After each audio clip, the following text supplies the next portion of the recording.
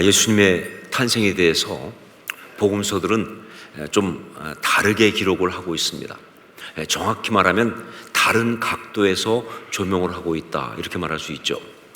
마태는요, 예수님의 족보를 소개하면서 이야기를 시작해가지고는요, 그러면서 그곳에서 아주 자연스럽게 예수님의 탄생 이야기로 넘어가는데, 그런데 거기 보면 마리아보다는 아버지 요셉의 믿음과 그 역할을 굉장히 강조하고 있습니다.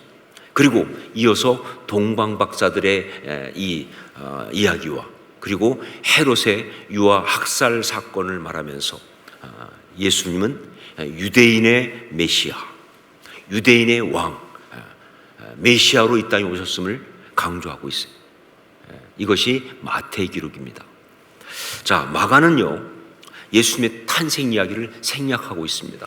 왜냐하면 마가는 예수님의 이야기를 공생애부터 시작하거든요. 그래서 생략하고 있습니다.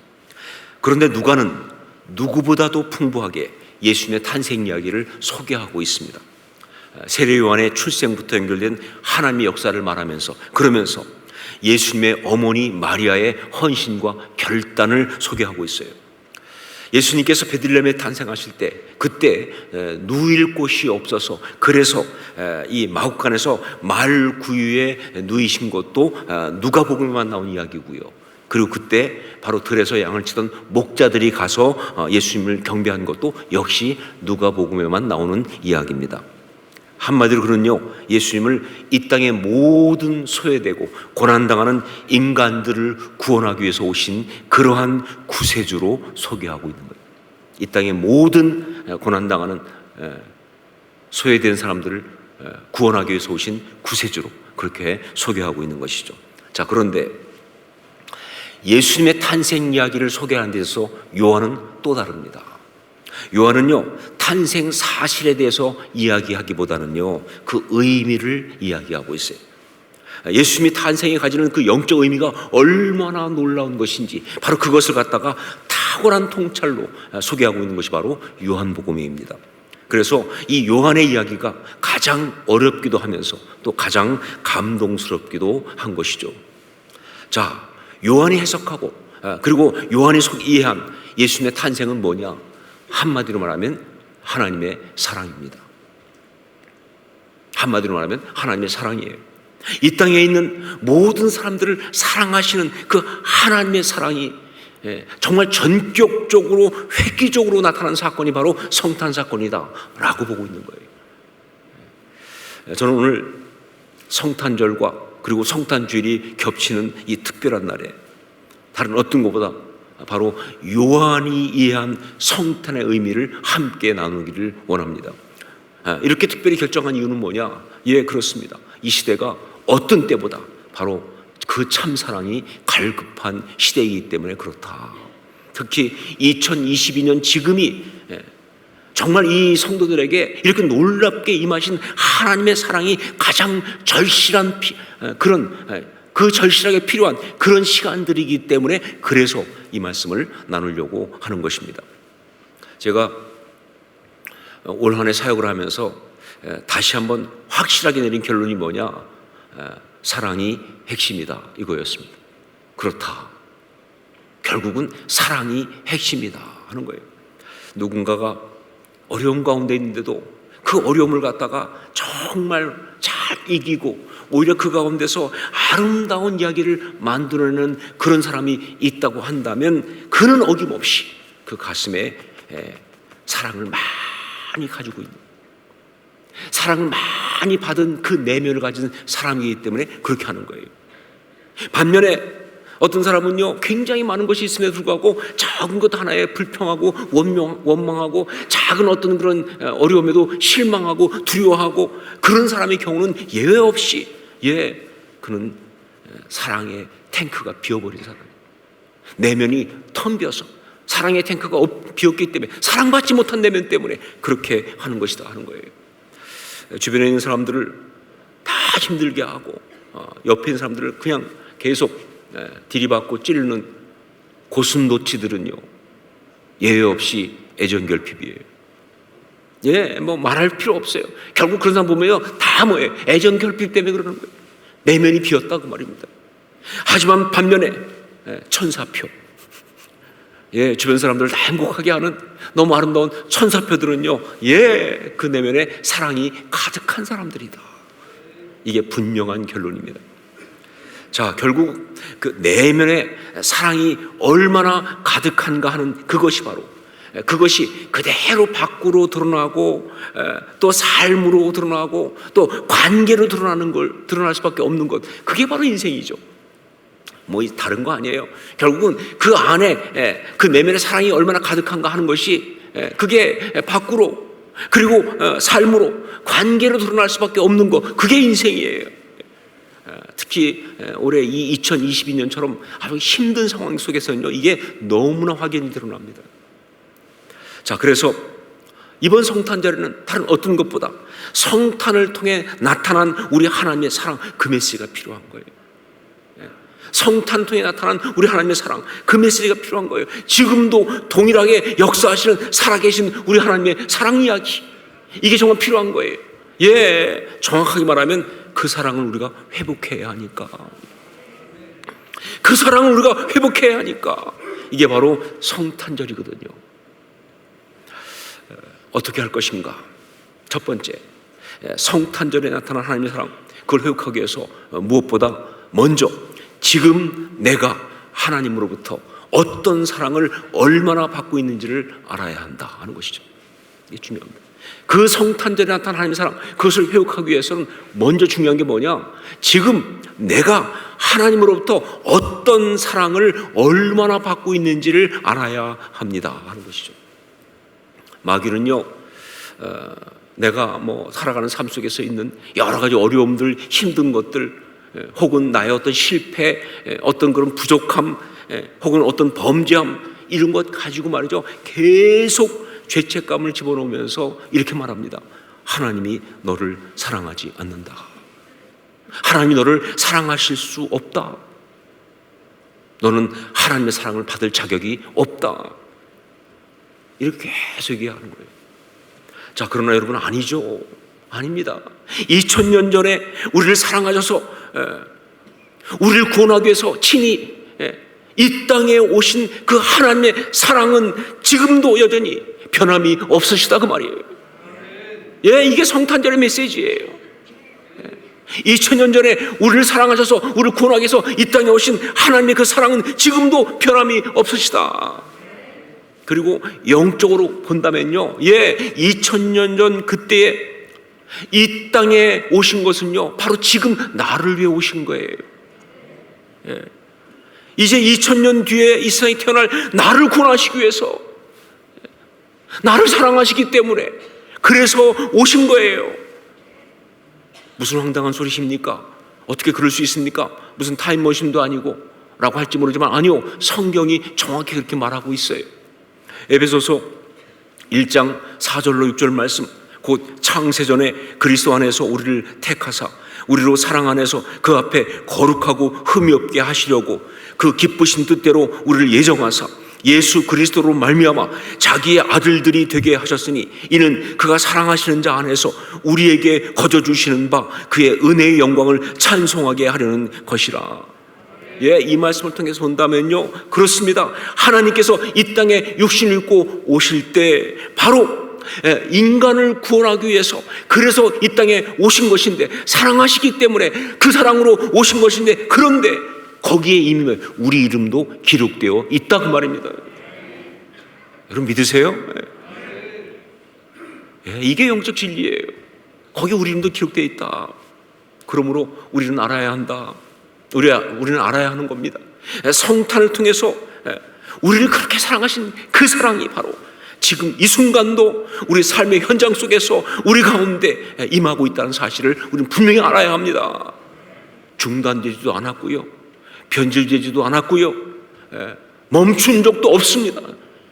계속되고 있어요 지금요. 이 세상에 사랑하시기 때문에 찾아오신 그 사랑이 지금도 우리한테 부어지고 있는 것이다. 우리가 느끼지 못한다 할지라도 말이죠. 이것을 아는 게 중요합니다. 자, 그리고 두 번째, 이어서 그만큼 또 중요한 것, 바로 그 사랑을 우리가 우리 삶 가운데서 삶으로 살아내야 한다는 겁니다. 그 사랑을 우리가 삶 가운데서 삶으로 살아내야 한다는 것이다. 아니, 우리가 인간인데 어떻게 하나님의 그 사랑을 갖다가 삶으로 우리 삶 가운데서 행할 수가 있단 말입니까? 하나님의 사랑인데. 아니요, 그렇게 말할지 모르지만 그렇지 않습니다. 우리가 그 사랑을 받았기 때문에 가능합니다. 아니, 더 정확히 말하면요, 그 사랑을 우리가 사랑으로 실천하는 것만큼 그 사랑을 갖다가 누릴 수 있는 거예요. 그러니까 해야 하는 거예요. 예, 그 사랑을 받았기 때문에 가능할 뿐만 아니라 바로 우리가 그렇게 그 사랑을 하는 만큼 하나님의 사랑을 갖다가 누릴 수 있기 때문에 해야 되는 것이다. 그런 이야기예요.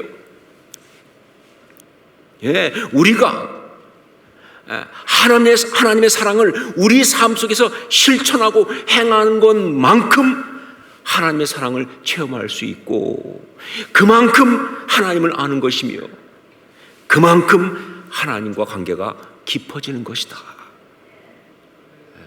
이거 분명한 진리입니다. 그래서 성탄을 통해서 우리에게 부어진 그 하나님의 사랑, 이걸 우리가 알고 그리고 또한 우리가 행해야 하는 것이다. 우리가 그 사랑을 나눠야 하는 것이다 하는 거죠. 자, 그러면 구체적으로 그 사랑은 어떤 사랑이냐? 성탄을 통해서 우리에게 부어진 그 사랑은 어떤 사랑인가? 정말 우리는 어떤 사랑을 받고 있으며 어떤 사랑을 우리가 나타내야 하는가? 자, 성탄을 통해서 나타난 하나님의 사랑, 이것을 정말 기가 막히게 표현한 것이 바로 14절 말씀이에요. 이 한 절 말씀에 그대로 다 드러나 있습니다. 우리 14절 말씀을 함께 읽겠습니다. 같이 읽습니다.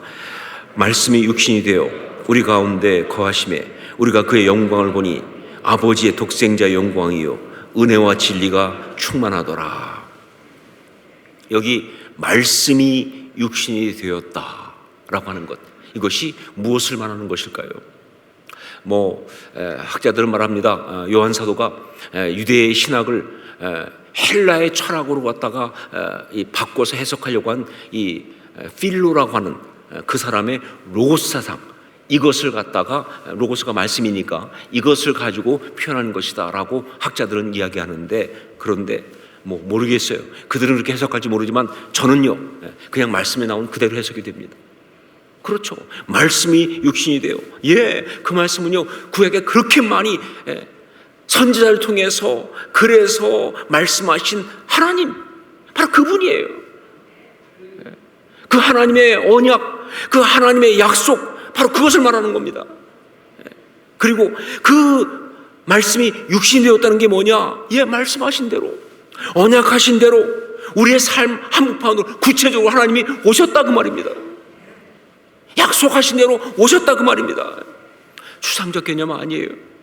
어떤 무슨 영의 눈이 열려만 볼 수 있는 어떤 그런 어떤 그 감질나는 사인, 그런 거 아닙니다. 정말 하나님의 역사는요, 우리가 피부로 느낄 수 있을 만큼 확실하게 사랑으로 우리 가운데 오셨다 그 말씀이에요. 이게 말씀이 육신이 되셨다는 뜻이에요. 영이 아니라니까, 육신이라니까요. 그러니까 이 말씀이 육신이 되었다는 이 아주 짧은 이 문장 속에는요, 우리를 향한 그 하나님의 사랑의 핵심이 그대로 들어가 있습니다. 놀랍게도 이 이야기 속에는요, 정말 우리가 어떤 사랑으로 사랑해야 되는지 그 대답이 확실하게 들어가 있는 거예요. 그게 바로 뭐냐? 예, 그것이 바로 성육신의 사랑입니다. 성육신의 사랑, 한번 따라하십시다. 성육신의 사랑. 오늘 이것만 건지면 되시니까. 성육신의 사랑. 말씀이 육신이 돼요. 예, 이것을 다른 말로 성육신 그러잖아요, 그렇죠? 말씀이 육신이 돼요. 십자가와 함께 기독교의 양대 스캔들이에요. 기독교의 양대 신학의 핵심입니다. 예, 성육신과 십자가. 우리 이 복음의 양대 핵심이에요. 하나님이 육신을 입고 사람이 되었다는 거, 이건요 진짜 스캔들 중에 스캔들이면 말이 안 되는 거예요. 지금 우리가 볼 때는 뭐 그런가 보다 할지 모르겠지만 아니요, 조금만 제대로 알면 말이 안 되는 게 뭐냐면요, 이모털. 이모털이 뭡니까? 죽지 않는 불멸의 존재가 이모털 아닙니까? 이모털이 뭐예요? 모털. 죽음의 한계에 갇혀있는 제한적 존재가 된다는 것은요, 이건 말이 안 되는 이야기예요. 어떻게 이모털이 모털이 될 수 있습니까? 이건 있을 수 없어요. 이건 있을 수가 없어요. 그런 파격이에요. 자, 그런데 왜 하나님은 그런 파격을 하셨느냐? 전능하신 하나님께서 이 모털, 불멸의 존재 하나님께서 왜 이 육신의 일이라고 하는 제한적인 속에 왜 오셨냐 그 말이에요. 이유는 바로 뭐예요? 딱 한 가지 이유입니다. 우리가 못 가니까. 우리가 하나님께 못 가니까. 우리가 하나님을 알지 못하니까.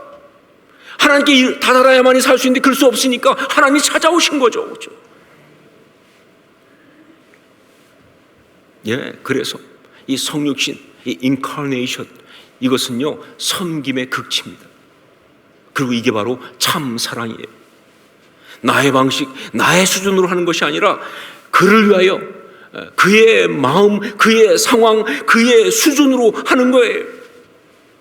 그러기 위해서 정말 자신을 희생하고 섬기는 것, 이게 진짜 사랑이라는 거예요.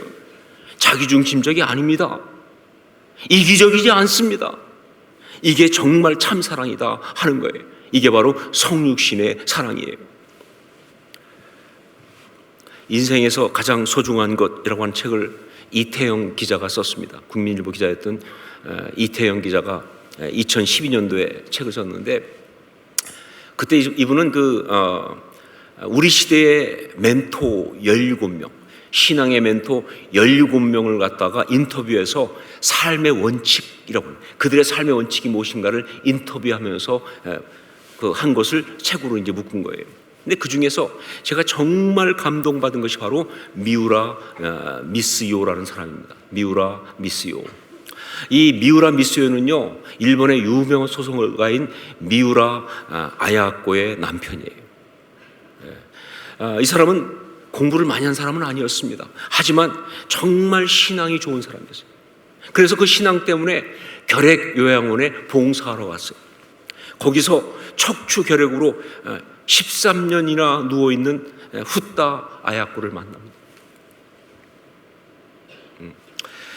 그때는 이 후따 아야코 그녀는요 학교 선생으로 있다가 결핵 때문에 이 26세에 요양원에 들어와가지고 삶을 거의 포기하고 절망하고 있었어요. 그렇잖아요. 그 젊은 나이에 그렇게 됐으니 뭐. 그런데 거기서 자신의 어릴 때 친구였던 다다시를 만납니다. 그런데 그 다다시가 예수 믿는 사람이에요. 그래서 그 다다시를 통해서 예수를 믿게 돼요. 그러면서 마음속에 다다시를 굉장히 사랑하게 됩니다. 자, 그런데 그 다다시가 어떠한 일이 있어도 너는 살아야 한다 라는 유언을 남기고 먼저 죽어요. 그러니까 너무 무너진 거예요. 그때 그 앞에 이 미우라 미스요가 나타난 겁니다. 한 1년 좀 되었을 때. 그런데 놀라운 것은 그 미우라 미스요가 다다시하고 너무 느낌이 비슷한 사람이에요. 그래가지고 말이죠, 그냥 다다시를 다시 보는 것 같은 어떤 그런 막 마음이 생기는 거예요. 그런데 그런 이 아야코의 어떤 그걸 보면서 그때 또 미스요는 하나님 앞에 이런 마음을 받습니다. 내 생명을 다 줘도 좋으니까 아야코를 낫게 해주세요 라는 기도가 시작되는 거예요. 아직 무슨 사귀거나 그런 것도 아닌데 그냥 그런 여인을 보면서 미스요는 내 생명을 다 줘도 좋으니까 아야코를 좀 낫게 해주세요 하는 기도가 시작된 거예요. 그러면서 두 사람이 가까워졌고요. 그런 중에 언제 죽을지도 모르는 아야코에게 미스요가 청혼을 합니다. 그때 생각은 뭐냐? 3일만 같이 살아도 좋으니까 결혼하겠습니다. 그래가지고 결혼을 했는데 기적적으로 아야코가 회복되었고요. 나중에 그녀가 소설을 쓰기 시작합니다. 그래서 42세 나이에 아사히 신문의 이 현상소설 공모에 공모를 했는데 1등을 했어요. 그 소설이 유명한 빙점이라는 소설입니다. 이후에 그 소설 쓰는 아내 옆에서 이 미스요는 아내가 불러주면 받아 적어주면서 40년간의 결혼 생활을 유지했어요, 함께. 그리고 1999년에 아내가 세상을 떠났습니다. 이 인터뷰를 할 때가 그 2012년 정도 그때인데, 그때도 여전히 미스요는 아내의 채취가 있는 2층 다다미방 거기에서 살면서 그 아내를 그리워하고 있다라고 그렇게 표현하고 있었어요. 90이 다 된 미우라 미스요, 이 사람이 마지막으로 정의한 그 사랑에 대한 정의가 정말 제 가슴에 남더라고요. 사랑이란 어떤 환경 속에서도 상대방을 행복하게 해주겠다는 의지와 헌신이 아닌가 합니다 라고. 사랑이란 어떤 환경 속에서도 상대방을 행복하게 해주겠다고 하는 의지와 헌신이 아닌가 합니다. 그렇습니다. 미우라 미스요의 삶의 원칙은 이렇게 사랑하는 거예요. 이렇게 사랑하는 것이 바로 신앙인의 삶의 원칙이에요. 그 삶을 아름답게 하는 삶의 방식입니다. 감정이 아니에요. 이게 삶의 원칙인 거예요. 여러분, 성육신의 사랑은요, 우리가 이 땅을 살아갈 수 있는 힘이고요, 그리고 삶의 원칙이 되는 겁니다. 그냥 있는 이야기가 아니에요. 우리가 이 땅을 살아갈 수 있는 삶의 힘이고요, 삶의 원칙이에요. 그 사랑을 받았기에 우리가 행복할 수 있고, 그리고 그 사랑을 나누기에 우리가 아름다울 수 있는 겁니다. 다른 게 없어요. 그 사랑을 받았기에 우리가 행복할 수 있고, 그 사랑을 나누기에 우리가 아름다울 수 있는 거예요. 솔직히 말해서 우리가 그동안 했던 사랑 거의 다 가짜입니다. 진짜 우리가 성육신의 사랑을 했다고 한다면요, 우리의 삶에 참된 행복과 아름다움이 훨씬 더 넘칠 거거든요. 근데 그렇지 못하다고 하는 것은 가짜다, 그런 얘기죠. 이기적이죠. 자기중심적이죠. 내 욕심에서 나오죠. 아니요, 그것은 진짜 사랑이 아닙니다. 그러나 이 참사랑은요, 그 사랑을 받았기에 우리가 행복할 수 있고, 그 사랑을 나누기에 우리가 아름다울 수 있는 유일한 방법이에요. 성육신의 사랑, 성탄절은 바로 이 메시지를 다시 한번 회복하는 그런 날이 성탄절입니다. 그래서 우리한테 성탄절을 주시는 거예요. 여러분, 잊지 마십시오. 우리가 그 사랑을 받았다는 것을. 그리고 이제 우리가 누군가를 사랑할 때 이제부터는요, 언제나 꼭 기억할 단어가 있어요. 바로 성육신이라는 단어를 기억하셔야 돼요. 이제부터 사랑을 할 때는요, 꼭 기억할 것이 성육신이라는 이 단어를 기억하셔야 합니다. 사랑한다면 그의 자리로 내려가고, 그의 입장에 서고, 그의 수준에 맞추고, 그의 언어를 배우세요.